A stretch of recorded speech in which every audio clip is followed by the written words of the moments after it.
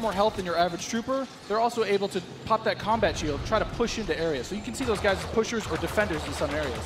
But it looks like we got one of our Vulture droids right now. Not sure who's flying this guy, but these guys are great at air-to-air, trying to take out those other ships that might be coming in, that Naboo N1 Starfighter. Otherwise, they're there to provide some great ground support like we're seeing here, trying to get some strafing runs in on those clones. Oh, no! Oh! Come on, man. Missed that tower. You just did it wrong. Suppression. But we see here a little clip of the V-Wing doing that. Oh, man, he's just mowing some droids down there. Yeah, just absolutely shredding. You're going to see this happen quite a bit, especially in this phase, because there's a lot of open field here, right? And you can just come through for some great great bombing runs, really, and eliminate as many people as you possibly can. And also, you put the presence of an air vehicle out there. Players will fear the skies, and they will, look for cover in this map where it's already difficult to find cover to begin with in this phase in particular. Absolutely, and you can see right now that there is an AAT tank sitting around on the battlefield. He is probably taking out those clone troopers, but this... And I said, wait a minute, I could destroy people with this. So I just charged into the room and just absolutely shredded everyone. It was so fun to play with here. We're also seeing some great dogfighting here between the clones and the separatists. This is certainly what a lot of folks love in Star Wars, and just really in any game that DICE makes, right?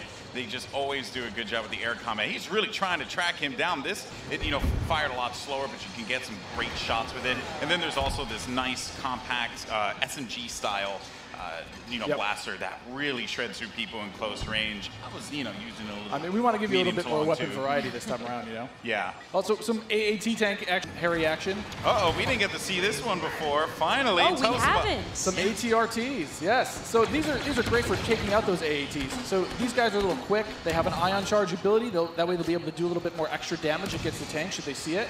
So you can imagine like 3 or 4 of these on the battlefield, really rushing around points. Like, look at this. He's just. Can you stop someone out? What can you do with this? You can run someone over if you want. I was actually going to say, could I get shot off of it if I'm on top of it because my body's exposed? You can. That question was answered, instantly. Almost immediately. Yeah, almost immediately. Oh man. So, Mr. Musel here. But I'm able to really buff up my class or buff up my teammates. Try to let them get some extra health. Let them push through the points faster. And ooh. What happened there?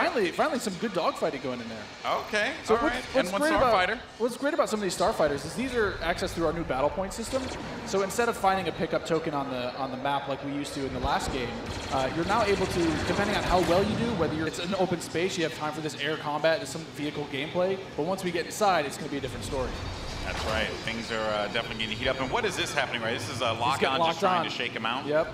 Yeah, they better enjoy their air combat here, because that's not going to be happening for much longer. Oh, Master G is just destroying him. Oh, no, he got picked off. Nice job. But he was, trip mine, so if you want to sit there and you want to be, that true sniper character, you set up some trip mines behind yourself, make sure nobody can flank you. But really, you're there to provide some of that cover fire for your troops downrange. And it's especially potent in this area because it is such a big open area. So that specialist will really shine in phase 1.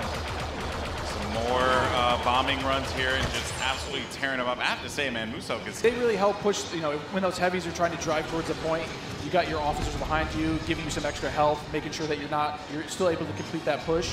Or on the opposite side, if you're one of the droids and you really need to lock down a point, the officers have access to a turret that they can place on the ground and, give a little bit more fire support for that area. I'm trying to see if Massive G here is, he's really focused on the bombing runs, right? He's not trying to go into combat with Musel, who's up there. There's Darkness 429 just shredding everyone up here. Maybe he can get a couple kills in the corner. He just went into siege mode? Yeah, this is happening. Oh, yeah, so tell us about the siege mode. Sure, how does this play out? In siege mode, for limited, those guys via the battle point system, those guys great at pushing points again. They have high health, a lot of rapid fire. Oh! Here we go. Oh, there it is. And this big explosion indicates phase 1 is over. Now we start phase 2. And this is when the action really begins to pick up here because it gets really tight inside of that building and